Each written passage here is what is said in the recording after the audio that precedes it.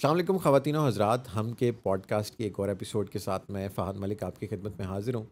हमने पिछले पॉडकास्ट में आपकी इस्लामाबाद के कुछ सियासतदानों से मुलाकात कराई और हमें कमेंट्स में कहा गया कि अब थोड़ा पिंडी की तरफ शिफ्ट करें और पिंडी की पीएमएलएन, पीटीआई और पीपल्स पार्टी की लीडरशिप से आपकी मुलाकात कराई जाए। तो उसकी पहले हिस्से में हमने पिंडी के मलिक अब्रार साहब को दावत दी है। सन 2002 से गालिबन आप कॉन्टेस्ट कर रहे हैं और फिर NA 54 था, बाद में NA 61 हो गया। 2018 तक आप जीतते आए और 2018 के इलेक्शन पीटीआई के आमिर कियानी साहब ने आप लोगों को हराया और उसके बाद इस मुल्क की सियासत बिल्कुल बदल गई। इतना आपका लंबा एक्सपीरियंस था और शेख साहब के बाद मेरे ख्याल में शायद इतने ज़्यादा इलेक्शंस आपने कॉन्टेस्ट किए हैं। मुझे ये बताएं कि आप पिंडी की सियासत को किस तरह से देखते हैं उस दौर में, और अब उसमें क्या ऐसी ऐसा पीटीआई का इन्फ्लुएंस आ गया है कि अपेरेंटली, मतलब हम ओपिनियन तो नहीं दे सकते लेकिन लगता ही है कि नून और पीपल्स पार्टी और पीडीएम थोड़े से वीकर एंड पे और पीटीआई ज़्यादा स्ट्रांग है। तो इसकी क्या वजह लगती है आपको? बिस्मिल्लाहिर्रहमानिर्रहीम। मैं मीडिया का बेहद मशकूर हूँ कि सर। आप आवाम को लम्हा ब लम्हा बाखबर रखते हैं, सर। और आपके चैनल का बेहद मशकूर हूँ कि आपने हमें एक मौका दिया, सर। हमारी आवाज़ जो है आवाम तक पहुँचेगी। सर। 2002 में जब मैं इस फील्ड में आया, मैंने जब इलाकों की खिदमत का ज़िम्मा अल्लाह ताला ने मुझ पर सौंपा, तो 2002 में मैं मेंबर सूबाई असम्बली बना था। सर। फिर उसके बाद 2008 में मैं 2 सीट से इलेक्शन लड़ा था। 2 सीट से मेरा कौमी और सूबाई दोनों में, सर। तो अल्लाह ताला ने हमें दोनों में कामयाबी अता फरमाई। फिर उसके बाद मियाँ मोहम्मद शहबाज शरीफ साहब, जो सूबाई की सीट मैंने छोड़ी थी, उस पर इलेक्शन लड़े और अल्लाह ताला ने मुझे ये भी एक एजाज़ और ऑनर दिया है, वो यहाँ से बिला मुकाबला बने थे। तो इस तरह की बेशुमार पॉलिटिकल फतह हैं जो अल्लाह ताला ने हमारे ज़िम्मे की। मेरे छोटे भाई मलिक इफ्तिखार साहब मेंबर सूबाई असम्बली रहे। ये सारा सिलसिला एक चलता रहा। जो सिलसिला चलता रहा, उसके बाद आपने जिक्र किया 2018 का, तो 2018 में पहले यहाँ से कैंडिडेट थे इमरान खान साहब। यहाँ एक सर्वे हुआ, सर्वे में जो एक सर्वे की रिपोर्ट थी, उस पर हमारी पॉपुलैरिटी बहुत ज़्यादा थी। उस पॉपुलैरिटी को देखकर उन्होंने अपना हल्का चेंज किया और वो लेकर आए अपने उनका करीबी साथी समझ लें या दोस्त समझ लें या उनकी पार्टी का जो भी है उसको। तो फिर उसके बाद एक दरमियान में एक ऐसा वाक़या रूनुमा हुआ कि जब हमारा एक क्लैश ज़्यादा हो गया मुख्तलिफ अदारों से, तो उस वक्त उन अदारों ने हमें फोकस कर लिया। जब फोकस किया तो उससे पहले हमें भी बहुत ज़्यादा लोगों ने या कुछ ऐसी जो कुव्वतें होती हैं इलेक्शन से पहले जोड़ तोड़ कराती हैं, उनमें हमें भी बड़ी कोशिश की गई कि आप यहाँ से इलेक्शन इस पार्टी से ना लड़ें, आज़ाद लड़ लें, किसी और जगह से कर देते हैं, ये हो जाएगा वो हो जाएगा। तो हमने एक उन्हें प्रिंसिपल तरीके से कहा कि नहीं, ऐसा नहीं हो सकता। तो जब उन्होंने कहा फिर अगर आप इस तरह करेंगे तो फिर आप इलेक्शन कैसा निकालेंगे, तो मैंने कहा कोई बात नहीं, अल्लाह ताला बेहतरी करेगा। वो वही हुआ जो उन्होंने कहा और ये होता है पूरे पाकिस्तान में हुआ। अब इस पे डिबेट करना और वक्त का ज़िया है कि जो पूरी दुनिया के सामने आ गया। अब तो खुद पीटीआई के जो चेयरमैन हैं वो खुद कहते हैं कि हमने ये सारा सिलसिला इस तरह किया और मेरे साथ भी अब ज्यादती हो गई है। अब उन्होंने हमारे साथ बहुत बड़ी ज्यादती की, वो हमारे साथ कम थी, पाकिस्तान के साथ बहुत बड़ी ज्यादती थी। क्योंकि जब 2018 के इलेक्शन से पहले आप देख लें, इस मुल्क के अंदर हमारे कायद मियाँ मोहम्मद नवाज शरीफ साहब जो एक सी पैक का बहुत बड़ा एक पैकेज लेकर आए थे, जिससे आप ग्वादर देख लें, बहुत पूरे मुल्क के अंदर आप एक सिस्टम देख लें। फिर उसमें आप देख लें कि 2008 के बाद जो हमें सिलसिला हमें 2013 में मिला, वहाँ बिजली का बहुत ज़्यादा बुरहान था। हमने उसमें से उन अंधेरों को ख़त्म किया, हम आगे बढ़े। रोड सेक्टर आप खैबर टू कराची उसे कह सकते हैं, वो तकरीबन अब कंप्लीट भी है। सी पैक का मंसूबा आपके सामने है। आज आप मियाँ वाली से अगर सफ़र करने निकलें, इधर आएँ तो 1.5-2 घंटे की ड्राइव हो गई है। KPK में आप चले जाएँ, आप हज़ारा बेल्ट देख लें, वो भी जब मोटरवे सी पैक का मंसूबा भाई तकमील तक गया, मियाँ मोहम्मद नवाज शरीफ के लोगों को बहुत ज़्यादा एक्सेस मिली, लोगों को बहुत ज़्यादा उसमें बेहतरी मिली, लोग बहुत ज़्यादा आगे गए। तो इसके साथ साथ ये मैं कहूँगा कि ये एक इलेक्शन इंजीनियरिंग हुआ और उस इंजीनियरिंग इलेक्शन में हमारे साथ ज्यादती हुई। लेकिन मैं ये समझता हूँ कि हमारे साथ कोई ज्यादती नहीं हुई, क्योंकि हम तो एक पॉलिटिकल वर्कर हैं, तो हमें तो बहुत सारी चीज़ें इसमें सीखने को मिलती हैं। एक तो अपोजिशन होती है असम्बली में बैठकर अपोजिशन करना, एक अपोजिशन होती है कि आप असम्बली में ना पहुंचे और आपके मद्दे मुकाबल जीते हों तो फिर आप उसमें बैठ कर खेलें। तो मैं जब 2018 के इलेक्शन के बाद अल्हम्दुलिल्लाह वो दिन और आज का दिन मेरा पब्लिक सेक्रेटेरिएट अवाम के लिए दिन रात खुला है और रात दिन हमने यहाँ लोगों की खिदमत की। जो हमारा पहला अदवार था जिससे आप इक़्तिदार कहते हैं, जब हम इस अवाम की मुल्क की खिदमत कर रहे थे तो रावलपिंडी कैंट के अंदर बेशुमार ऐसी मिसालें हैं जो इससे पहले नहीं हुई।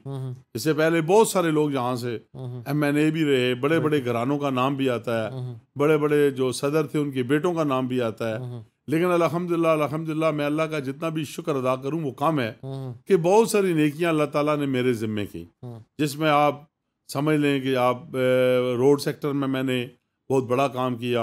आपके सामने पिरदाई मोड़ फ्लाईओवर ब्रिज है, कन्वे रोड है जो सारे पूरे इलाके को टच करता हुआ गुलिस्तान कॉलोनी तक जाता था। इसी तरह मैंने यहाँ तकरीबन 9 डिस्पेंसरियाँ नहीं बनाई। इसी तरह अल्हम्दुलिल्लाह मैंने 10 स्कूलों को प्राइमरी से मिडिल का दर्जा दिलवाया। इसी तरह मैंने यहाँ 4 डिग्री कॉलेज नहीं बनाए, 2 बच्चों के लिए, 2 बच्चियों के लिए। इसी तरह अल्हम्दुलिल्लाह मुझे अल्लाह ताला ने मौका दिया तो मैंने रावलपिंडी कैंटोन बोर्ड जो हॉस्पिटल है इस पर अल्लाह ताला ने मुझे बहुत ज़्यादा मेहरबानी की और मैंने तकरीबन 70 करोड़ रुपए की लागत से इस हॉस्पिटल को अपग्रेड कराया। तो मैंने तकरीबन उस वक्त वज़ीर आज़म थे शायद खान अब्बासी साहब, उनसे हमने तकरीबन 70 करोड़ रुपए की ग्रांट लेकर कैंट बोर्ड को अपग्रेड किया, कैंट बोर्ड हॉस्पिटल को। और आज अल्हम्दुलिल्लाह बहुत सारे जो हॉस्पिटल हैं उनमें से ये नुमायाँ और बेहतर हॉस्पिटल पाया जा रहा है। और हमने बड़ी कोशिश की कि यहाँ जितनी पब्लिक है उसका इलाज, जिस तरह आप देख लें कि शहबाज शरीफ साहब के अदवार में हॉस्पिटल के अंदर डिलाइसेस फ्री हो रहे थे, मेडिसन फ्री मिल रही थी, छोटी सी एक पर्ची के ज़रिए सब लोगों को फैसिलिटेट किया जा रहा था। तो मैं ये समझता हूँ कि हमारे मद्दे मुकाबल ने जिस तरह हमसे तो इलेक्शन चुरा लिया, इलेक्शन चोरी हो गया, हो जाता है, हादसे भी हो जाते हैं, मामलात भी हो जाते हैं, लेकिन उन्होंने फिर अवाम के साथ बहुत जुल्म किया है, पाकिस्तान के साथ बहुत बड़ा जुल्म किया है। पाकिस्तान की हालत उन्होंने तबाह कर दी और अवाम के साथ तो इतना जुल्म किया कि आज अगर आप कैंट बोर्ड हॉस्पिटल का विजिट करें, आप उनसे पूछें कि ये ग्रांट किसने दी थी, वो लोग कहेंगे कि ये मियाँ मोहम्मद नवाज शरीफ, शायद खान अब्बासी साहब के अदवार में जहाँ के MNA जो थे मलिक इब्रार साहब या MPA फलां उन्होंने हमें ये ग्रांट दिलवाई थी। लेकिन उसके साथ अब भी अवाम के साथ वहाँ एक अच्छा सलूक नहीं हो रहा। तो मैंने उस दिन भी DG साहब से मीटिंग की, मैंने कहा जी अवाम को रिलीफ थे, इसमें हम अवाम के लिए काम करते हैं। ये जो मैंने आपसे डिस्पेंसरी का जिक्र किया था, ये एक मेरा एक ज़ाती आइडिया था कि शायद हम हॉस्पिटल ज़्यादा बनाएंगे या दूर दराज बनाते हैं नया हॉस्पिटल, वहाँ पब्लिक का आना जाना क्यों ना हम एक नया सिलसिला मैंने शुरू किया था जिसमें मैं 9 पे कामयाब हुआ था। 9 डिस्पेंसरी मैंने बना ली थी। वो डिस्पेंसरी का ये था कि गली मोहल्ले में MBBS डॉक्टर बैठे, पंजाब गवर्नमेंट उसे तनख्वाह दे और छोटी मोटी जो मेडिसन है वो गरीब आवाम को फ्री मिले, पैनाडॉल, ब्रूफन, ये वो, जो कि गली मोहल्ले में जो डॉक्टर बैठे होते हैं, जो कंपाउंडर डॉक्टर होते हैं जिनके पास लाइसेंस भी नहीं होता, वो गरीब लोगों को लूट लेते हैं। कभी किसी से 1000 रुपया ले लिया, 2000 रुपया ले लिया, कोई इंजेक्शन लगा दिया ऐसे, जिससे बहुत सारी बीमारियां जन्म लेती हैं। तो ये मेरा एक ज़ाती था और मैं ये समझता हूँ कि मेरी अल्लाह ताला ने मुझ पर बहुत बड़ी अनायत और मेहरबानी की और आज उन डिस्पेंसरियों के अंदर रोज़ाना कम अज़ कम सैकड़ों लोग जाते हैं, वहाँ से इलाज करा के आते हैं और वो उनकी दवाएं मुझे मिलेंगी। जी बिल्कुल, वो फंक्शनल है। अच्छा सर, ये आपने बड़ा बेहतरीन पहले सवाल में आपने सम अप कर दिया कि आपकी अचीवमेंट्स क्या थी इन सारे अदवार में जब आपके पास सीट थी। अगले इलेक्शंस के लिए मतलब by the look of it लगता ये है कि इस वक्त PTI का इन्फ्लुएंस बहुत ज़्यादा है और आप किसी भी XYZ बंदे से पूछें तो वो कहते हैं जी मैंने PTI को वोट देना है।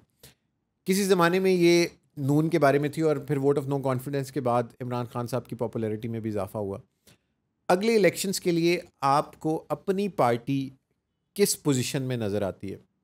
देखिए जी, ये जो एक परसेप्शन, और इसमें ये फैक्ट भी है कि अब आप लोगों के इस्टेब्लिशमेंट के साथ ताल्लुकात अच्छे हैं, उस वक्त खान साहब के थे, तो अब आपने इसको मैं थोड़ा सा क्लियर करूँगा कि जो खान साहब के ताल्लुकात थे इस्टेब्लिशमेंट के साथ, खान साहब तो मेरी नज़र में इतने जीनियस या इतने लायक आदमी नहीं रहे या नहीं बन सके कि जो कुछ उन्हें बनाया गया था उनके पास कोई अक्सरियत नहीं थी, उन्हें सारी अक्सरियत दिलवाई गई थी। इसके बावजूद उन्होंने 4 साल के अंदर इस मुल्क की मैशियत तबाह कर दी, इस मुल्क का निज़ाम ख़राब कर दिया, इस मुल्क के अदारों को आपस में टकरा दिया, इस मुल्क के बहुत सारे मामलात को उन्होंने तहस नहस कर दी। और जब उनसे पूछा जाता था तो वो कहते थे जी तो मैं यू टर्न लेना तो कोई मुश्किल बात नहीं है, ये तो आम आदमी ले लेता है तो मैं भी ले लेता हूँ। ये इमरान खान साहब ने अपने साथ नहीं बल्कि अपनी पार्टी के साथ भी नहीं बल्कि इस मुल्क के साथ बहुत बड़ा उन्होंने नुकसान किया है। अगर आप ये ऐसे कहें कि पॉपुलैरिटी की बात करें तो ठीक है, एक वक्त के साथ हमारे साथ जो ज्यादतियाँ हुई, जो इससे पहले 10 साल पहले एक मीडिया ट्रायल हुआ हमारा जिस पे हमें लोगों की नज़रों में ये कहा गया कि हम लोग ठीक नहीं हैं, यानी हमसे मुराद हमारी लीडरशिप के बारे में, पाकिस्तान पीपल्स पार्टी की लीडरशिप के बारे में, मजहबी जमातें हैं उनके बारे में, मौलाना फजल रहमान साहब के बारे में ये कहा गया था कि ये लोग ठीक नहीं हैं। जिस शख्स को हम ला रहे हैं वो एक बहुत ही साफ शफाफ आदमी है, और वो साफ शफाफ आदमी जब आया तो उसने ना तो अपनी छोड़ी, ना इस मुल्क की छोड़ी, ना ही जो लोग उसको लाए थे उनका भी उसने कुछ नहीं छोड़ा। जो कुछ उसने अपनी अल्फाज से उनके लिए अल्फाज अदा किए हैं हम वो अल्फाज मीडिया पे दोहरा भी नहीं सकते।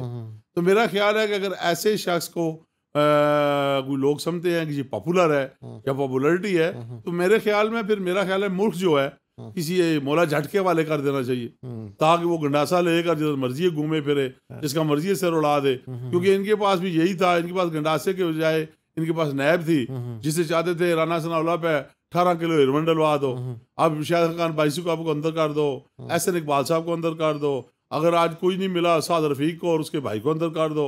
अच्छा जी, वो कहते थे जी कि सर कोई हालात खासे अच्छे नहीं आ रहे हमसे, तो वो कहते थे जी यार हमजा साहब को कल पता चला है वो बहुत अच्छे काम करने जा रहे हैं, तो अब हमजा साहब को भी अंदर डाल दो, अब फलां को भी अंदर कर दो। ये इस तरह के मामलात उन्होंने करके इस मुल्क के अंदर एक ऐसी नई रवायात दी हैं पाकिस्तान की तारीख में है कि जब इलेक्शन होता है हम इलेक्शन लड़ते हैं, हमारा अपना मंशूर है, दूसरी पार्टियों का अपना मंशूर है। जब पार्टी इलेक्शन ख़त्म होता है तो हम अपने मुखालफिन या मुखालफिन हमारे पास आ जाते हैं या हम उनके पास चले जाते हैं। असम्बली की रवायात रही हैं कि अपोजिशन में बैठा शख्स वज़ीर आज़म आता था तो अपोजिशन वाले को हाथ मिलाता था, मुसाफा करता था और दुनिया को मैसेज जाता था कि ये एक जमहूरी मुल्क है। लेकिन खान साहब ने आकर, इस कप्तान साहब ने वो हाथ मिलाना भी ख़त्म कर दिया। इन्होंने कहा जी मैं हाथ भी नहीं मिलाऊंगा क्योंकि मैं वज़ीर आज़म हूँ। इन्हें वो तकब्बर, वो गुरूर और वो उनका जो एक समझ लें, मैं उसे अब यही कहूँगा कि सियासी बचपना ही कहूँगा, वो ले डूबा। और आज वो जिस मनसब से उतरे, आज उस मनसब की खातर वो उन्होंने इकदाम कर दिया जो आप आमर के दौर में देखते थे। आमर असम्बलियाँ तोड़ते थे तो जमहूरियत वाले चीखते थे कि आमर ने असम्बलियाँ तोड़ी। पहली दफ़ा ये हुआ कि एक जमहूरी सेटअप चल रहा था और हुकूमत शोर कर रही है कि वक्त कंप्लीट होने दें, टाइम पूरा होने दें, जिसका बेहतर किरदार होगा, जिसके पास बेहतर मंशूर होगा, जिसे अवाम आगे लाएगी वो आएगी। इन्होंने अपनी ज़ाती ख्वाहिश की खातर एक आमर का रोल अदा करके पंजाब हुकूमत पर शब्बे खून मारा। सर इमरान खान साहब अगर अपना टेन्योर पूरा कर जाते तो उनकी पॉपुलैरिटी वैसे ही डाउन हो रही थी, मुल्क अजीब से हालात में था। उस सारे सिनेरियो में खान साहब को घर भेज के मतलब क्या ऐसी नून लीग को आफत पड़ी हुई थी कि उन्होंने इतने मुश्किल हालात में गवर्नमेंट ले ली, और अब जो डिसीजंस लेने पड़ रहे हैं, पेट्रोल की प्राइसेस देख लें, बिजली की प्राइसेस देख लें, इकोनॉमिक कंडीशंस देख लें, इसहाक डार साहब ने मतलब कोशिश कर रहे हैं वो अपनी कैपेसिटी में, तो क्या ये आपके ख्याल में सही वक्त था गवर्नमेंट लेने के लिए, या आपकी पार्टी इलेक्शंस कराती और फिर नया एक सेटअप आता? इतने मुश्किल हालात में शहबाज शरीफ को ये चैलेंज लेने की क्या पड़ी हुई थी? देखिए ये बिल्कुल आपका भी है और हमारी पब्लिक का भी ये सवाल है हम पर, क्योंकि जब आदमी को रोज़ा रखता है तो जब रोज़ा असर के वक्त तोड़ा नहीं जाता क्योंकि मगरिब करीब होती है, तो उस वक्त जो मंजर हमारे सामने रखा गया था, जो हालात मुल्क के रखे गए थे, मुल्क हमारा डिफ़ॉल्ट होने जा रहा था, मुल्क की हालात ख़राब थे और आप समझ लें कि जैसा कश्मीर का मामला है, आप देख लें कि उसमें पीटीआई की गवर्नमेंट ने क्या अचीवमेंट की है। अगर आप देखें सरहदों के अंदर उन्होंने क्या किया है, अगर आप देखें तो डॉलर की कीमत वो कहाँ ले गए थे, पेट्रोल की प्राइस वो कहाँ ले गए थे, महंगाई उनके दौर की जो है 1 गुना नहीं 2 गुना नहीं हज़ारों गुना बढ़ी। और मैं ये समझता हूँ कि बिल्कुल ये आपकी नहीं पब्लिक का भी मैं इस चीज़ का ख्याल करता हूँ और मैं उनकी बात से बिल्कुल इत्तेफाक करता हूँ कि हमें तो कुछ नहीं पड़ा हुआ था, लेकिन जब एक वक्त आ जाता है कि इंसान के सामने एक तरफ सामने नज़र आता है कि ये इकदाम उठाऊंगा तो मैं बच जाऊंगा, ये कदम उठाऊंगा तो मुल्क बच जाएगा, या कबीला बच जाएगा, ख़ानदान बच जाएगा, मोहल्ला बच जाएगा, या एक पूरा सिस्टम बच जाएगा। हमारे सामने हम तो बच सकते थे, हमारी लीडरशिप बच सकती थी, हमारी लीडरशिप से मुराद हमारी लीडर के साथ जो एक अलायंस है पीडीएम वो भी बच सकती थी, लेकिन शायद अल्लाह ना करे, मैं कहता हूँ कि जो भी ये बात करता है उसके मुंह में खाक हो, खुदा ना करे कि अगर ये मुल्क आज उस हालत में चला जाता जिसमें वो जा रहा था, तो मेरे ख्याल में आज हम एक दूसरे से बात भी इस चैनल के थ्रू ना कर रहे होते। ये एक मुश्किल तरीन हालात थे, तो उनमें हमने बिल्कुल सियासत कुर्बान की है, अपनी अपोजिशन की तमाम कुर्बानियाँ कुर्बान की हैं, जो मैंने आपसे पहले जिक्र किया कि अपोजिशन में हमारे दौर में लोगों को किस तरह जेलों में डाला गया।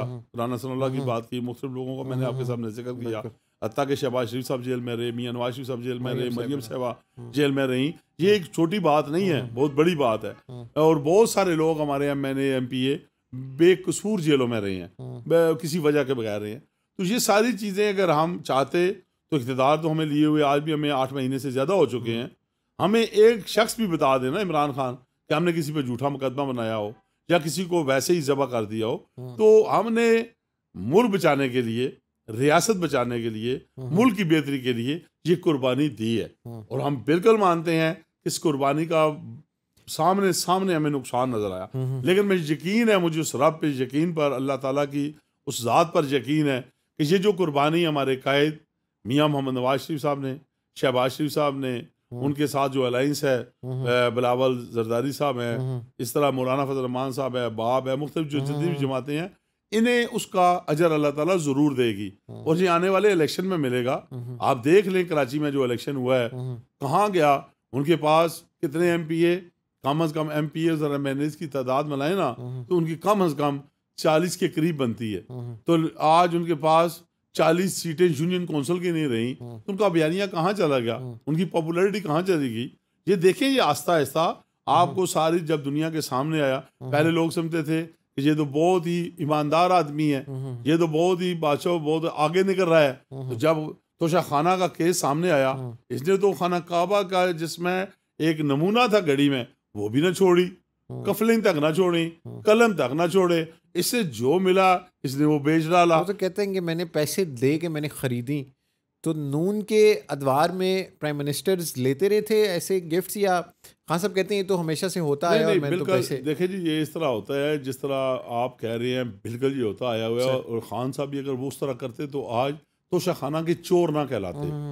देखे ना, आप एक दुकान से जाकर कोई चीज़ लेते हैं तो फिर आपको चोर कोई नहीं कहेगा। अगर एक दुकान पर आप जाते हैं और उसके किसी सेलमैन के मिलकर आप कहते हैं कि मैं लूँगा एक चीज़ और 2 मुझे डाल के दे देना, तो चोरी तो हो जाती है।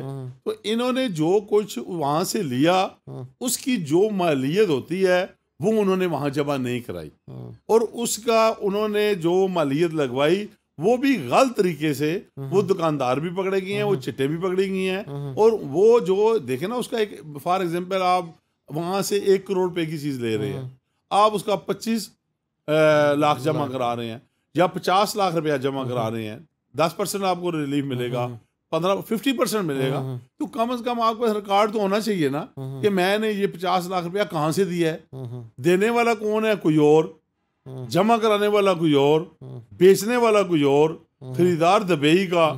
वो पैसे किसके पास जाते हैं? असल ये प्रॉब्लम थी कि जो वो पैसे दुबई वाले आए, देने वाला फॉर एग्जांपल A, लेने वाला B, बेचने वाला C, पैसे सारे फिर वापस आ जाते हैं जादू के जरिए पीरनी सभा के पास। तो ये फिर इस तरह मामला नहीं चलता। अगर फर्क होगी इस मुल्क को लूट का राज, अगर इमरान खान साहब कहते हैं कि मैं इस मुल्क का वफादार हूँ, मैं बड़ा मुखलिस हूँ, तो फर्क होगी का सारा एहसासे मंगाए ना पाकिस्तान में, उसको वापस लेकर आए ना पाकिस्तान में, दूध का दूध और पानी का पानी हो जाएगा, सारी चीजें खुलकर सामने आ जाएंगी। क्यों क्यों उसे भगाया गया था? ये सारी चीजें सामने रखनी पड़ेंगी और सारी चीजें अवाम ने अब भांप भी ली हैं, जांच भी ली हैं। और आपको ये भी बात बता दूं कि आपने कहा कि पॉपुलरिटी, बिल्कुल पॉपुलरिटी मेरे कायद मियाँ मोहम्मद नवाज शरीफ का वोटर बहुत ज़्यादा है। जितने भी ज़िमनी इंतखाबात हुए, जब ये मैं उसी की तरफ आ रहा हूँ कि क्योंकि कैंट के भी बलदियाती इलेक्शंस हुए, उसमें भी नून लीग, क्योंकि मैं पिंडी रहता हूँ तो मुझे आइडिया था। फिर वो कहूटा के बाई इलेक्शंस हुए, मलिक सगीर वाले, चौधरी सगीर वाले, वो उसमें भी आप लीड पे थे, उसमें भी आपकी पार्टी जीती। लेकिन पिंडी में भी मतलब अब उधर से शेख रशीद साहब हैं, उन्होंने पहले पार्टी चेंज की, फिर अपनी पार्टी बना ली, फिर पीटीआई में चले गए। चौधरी तनवीर साहब हैं नून लीग के, फिर हनीफ अब्बासी साहब हैं। मतलब आप लोगों का पिंडी का वो इन्फ्लुएंस कंपैरेटिवली, जैसे आमिर कियानी साहब पिंडी में नहीं थे तो उनको फिर भी इलेक्शन लड़वाया गया, तो आप लोगों का पिंडी में वो इन्फ्लुएंस उस तरह से ज़्यादा है। और बलदियाती इलेक्शंस में आपको क्या लगता है कि आपकी पार्टी, जैसे कराची के हमने हालात देख लिए, पीपल्स पार्टी नंबर 1 पे है, फिर जमात इस्लामी, फिर पीटीआई शायद चौथे नंबर पे थी आज के रिजल्ट्स में, तीसरे या चौथे नंबर पे। तो आप बलदियाती इलेक्शंस को किस, खान तो कहते हैं कि कराओ तो मैं पता लग जाएगा आप लोगों को। देखिए जी, ये बात है कि खान साहब ने पाकिस्तान के अंदर बलदियाती इलेक्शन एक कैंट के कराए हैं। उसमें अल्हम्दुलिल्लाह अल्लाह ताला का फजल करम है, क्योंकि मेरा हल्का कैंट से है, रावलपिंडी और चकलाला कैंट, और मैंने यहाँ दोनों कैंटन बोर्ड में स्वीप किया है और दोनों कैंट बोर्ड में वाइस प्रेसिडेंट मुस्लिम लीग नून के हैं। ये मुझे अल्लाह ताला का बहुत बड़ी करम नवाजी है। जो बात आपने की कि अभी वो इलेक्शन पंजाब का वो कहते हैं होगा, मैं ये सोचता हूँ कि कम अज़ कम 4 साल से ज़्यादा हो गए हैं पंजाब के बलदियाती इदारे इन्होंने तोड़े, 4 साल में इन्होंने इलेक्शन नहीं कराए। अब जब छोटी मोटी उन्होंने हल्का बंदियाँ शुरू की, अभी पहले बल्दियात कराना था उन्होंने, हम तो बल्दियात के लिए तैयार थे। जब हम बल्दियात के लिए तैयार थे तो उन्होंने पंजाब असम्बली तोड़ दी। अब देखना ये है कि बल्दियात कैसे होगा, पंजाब असम्बली का कैसे होगा, इलेक्शन कमीशन कौन कौन सा सिस्टम जो है बर्दाश्त करेगी, कौन सा पहले कराएगी, कौन सा बाद कराएगी। आइन की रूह में तो जब जाएंगे तो फिर तो पंजाब असम्बली के इलेक्शन इन्हें पहले कराना पड़ेंगे, चाहे माह रमज़ान हो चाहे माह रमज़ान से बाद हो। तो फिर मैं ये भी सोचता हूँ कि इमरान खान साहब को पंजाब के साथ इतनी क्या दुश्मनी थी। एक अच्छा निज़ाम चल रहा था, लोगों को कोई काम मिल रहा था, लोगों को कोई सिस्टम चल रहा था, लोगों के कोई तरक्याती काम हो रहे होंगे, लोगों के कुछ 100% तो नहीं तो 2-4%, 5% तो हो रहे होंगे। चलो हमारे तो नहीं थे, हम तो अपोजिशन में हैं, लेकिन उनके अपने लोगों के तो काम हो रहे होंगे। उन्होंने पंजाब की असम्बली इतनी जल्दी तोड़ दी। KPK में रोजाना मीटिंग करते हैं, रोजाना नई डेट देते हैं। आज तो वो खुद कह रहे हैं कि मैं मुशावरत करके कौमी असम्बली में भी अपने बंदे, अगर आप पंजाब असम्बली तोड़ रहे हैं तो कौमी असम्बली में बंदे किस मुंह से बैठाएंगे? KPK का आप लेट फैसला क्यों कर रहे हैं? जिस दिन तोड़नी थी दोनों तोड़ देते। इलेक्शन में आ जाए, इलेक्शन करेंगे, इलेक्शन होंगे, इलेक्शन का रिजल्ट सामने आ जाएगा। अवाम किसके साथ है? अगर अवाम पाकिस्तान मुस्लिम लीग नून के साथ हुई तो अक्सरियत इन्हें मिल जाएगी, अगर उनके साथ हुई तो उन्हें मिल जाएगी। अब तो मैदान सज जाएगा ना, अब हालात सामने आ जाएंगे। तो मेरा ख्याल में उन्हें धचका लगा है, और वो धचका जो है उन तक कम है। उनके जो इर्द गिर्द लोग थे वो ज़्यादा परेशान हैं, क्योंकि इन्होंने हलफ दिया था परवेज़ इलाही साहब ने कि मैं असम्बली नहीं तोड़ूंगा। लोग इन्हें वोट नहीं दे रहे थे। इन्होंने 60,000 नौकरियों का जायजा दिया अपने MPs को, अरबों रुपए के फंडों का जायजा दिया, लेकिन जब उन्होंने इनको वोट कास्ट किया तो इन्होंने दूसरे दिन उस वादे से फिर गए। मैं ये कहता हूँ कोई बात नहीं, सियासी बात है, असम्बलियाँ टूटती भी हैं, इलेक्शन भी हो जाएंगे, लेकिन परवेज़ इलाही साहब ने जो हलफ किया था उसका क्या बनेगा? अल्लाह ताला की ज़ात तो उन्हें नहीं माफ़ करेगी।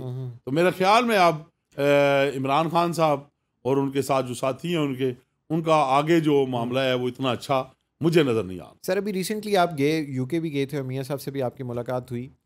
इस सारे इन हालात में मियाँ साहब को एज पार्टी हेड पाकिस्तान में नहीं होना चाहिए, और जबकि हुकूमत भी उनके भाई की है, तो उनके पाकिस्तान आने में क्या, why he is not here? देखिए जी, ये तो इस सवाल का जवाब इमरान खान साहब दे सकते हैं, जिन्होंने मियाँ साहब को बाहर भेजा था। वो बीमार थे जी, जिस वजह से उन्होंने भेजा था, वो सारी रिपोर्ट्स मौजूद हैं। उनकी ट्रीटमेंट चल रही है, पहले कोरोना था जिस वजह से वो डिले हुई, साथ साथ चलती रही लेकिन वो स्लो थी। अभी उनकी जो ट्रीटमेंट है स्पीड से हो रही है।